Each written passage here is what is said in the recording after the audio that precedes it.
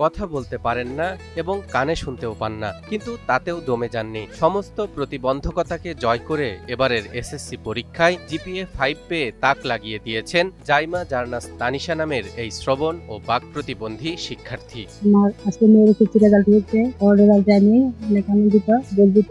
যে ওরকম রেজাল্ট করে আমি কল্পনা করতে পারিনি। মানে ওর এক্সপ্রেশন দেখুন ছিল যে আমি কোনো এক রেজাল্ট না পেয়ে অজ্ঞান হয়ে যাচ্ছিল, এরকম অবস্থা। কারিগরি শিক্ষা বোর্ডের অধীনে বিজ্ঞান বিভাগ থেকে এসএসসি পরীক্ষায় অংশ নেওয়া এই শিক্ষার্থী ছোটবেলা থেকেই ছিলেন প্রচণ্ড মেধাবী। মুখে ভাষা প্রকাশ করতে না পারলেও নিয়মিত ভালো ফলাফল অর্জনের মধ্য দিয়েই মনের ভাব প্রকাশ করেন তিনি। কানে শুনতে না পেলেও ইশারা ইঙ্গিতের মাধ্যমে শিক্ষকদের কাছ থেকে প্রতিটি ক্লাসের পড়া ক্লাসেই বুঝে নিতেন তানিশা। লেখাপড়ার প্রতি তার এই প্রচণ্ড আগ্রহই তাকে এতদূর নিয়ে এসেছে এবং ঈর্ষণীয় সাফল্য এনে দিয়েছে বলে জানান স্কুল শিক্ষকরা। সে বাক এবং শ্রবণ প্রতিবন্ধী হলেও পড়াশোনা করে ভালো ফলাফল অর্জনের আগ্রহে কোনো কমতি ছিল না। শিক্ষার্থীর আগ্রহ, শিক্ষকদের আন্তরিক সহায়তা এবং অভিভাবকদের সার্বিক তত্ত্বাবধানে তার এমন ফলাফল অর্জিত হয়েছে।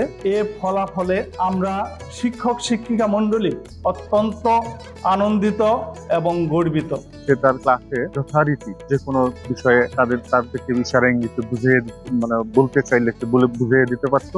এসএসসি পরীক্ষায় সে সাফল্যের সহিত জিপিএ 5 পেয়ে আমাদের প্রতিষ্ঠান এবং ঘাটাইলবাসীকে তাক লাগিয়ে দিয়েছে। সে বাক এবং শ্রবণ প্রতিবন্ধী হওয়া সত্ত্বেও সে খুব ছিল মেধাবী এবং আমরা শ্রেণীকক্ষে তাকে ইশারা ইঙ্গিতে সবকিছু ভালোভাবে বুঝিয়ে দিতাম এবং সে খুব ভালোভাবে বুঝত। তানিশা অত্যন্ত ভদ্র একটা মেয়ে। সে ক্লাসে পড়াশোনা করতো। আমি যখন ক্লাসে ঢুকতাম সে লিখিতভাবে প্রশ্ন করতাম যে স্যার এটা বুঝি নাই। আমি আবার খাতার মধ্যে লিখে ওকে বুঝিয়ে দিতাম সুন্দর করে। ও আবার পাশে লিখতো জি স্যার। শুধু শিক্ষকরাই নন, তানিশার সাফল্যে খুশি তার সহপাঠী এবং এলাকাবাসীও। আমার সহপাঠী তানিশা যে বাক প্রতিবন্ধী এবং শ্রবণ প্রতিবন্ধী হওয়া সত্ত্বেও জিপিএ 5 পেয়েছে, এজন্য আমার খুব গর্বিত, স্যারেরা খুব গর্বিত। যে আমাদের এই স্কুলের এলাকার একটি বাক প্রতিবন্ধী ছাত্রী যে সুন্দর রেজাল্ট, ভালো জিপিএ 5 পেয়েছে, এই জন্য আমরা এলাকাবাসী তার জন্য গর্বিত এবং তার জন্য ভবিষ্যতের জন্য তাকে দোয়া করি। যথেষ্ট পরিমাণ খুব ভালো একটা মেয়ে উনি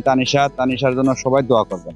বাংলাদেশের একমাত্র স্মার্ট সিটি বসুন্ধরা এখন আরো নিরাপদ, আধুনিকতায় আরো এক ধাপ এগিয়ে।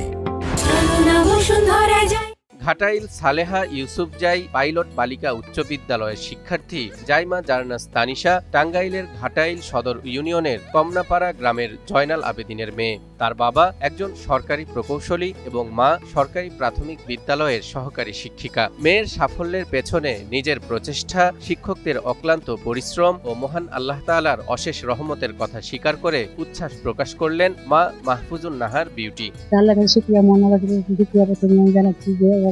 ভালো রেজাল্টের জন্য শুক্রিয়া। রেজাল্ট পিছনে সাহায্য করেছিলেন ক্লান্ত পরিশ্রম এবং প্রচেষ্টা দুটিতে। এদিকে মাধ্যমিক পরীক্ষায় অবিস্মরণীয় সাফল্যের কারণে তানিশা এখন শুধু ঘাটাইলের নয় বরং পুরো বাংলাদেশের মুখ উজ্জ্বল করেছে বলে মনে করেন উপজেলা নির্বাহী কর্মকর্তা আবু সাইদ।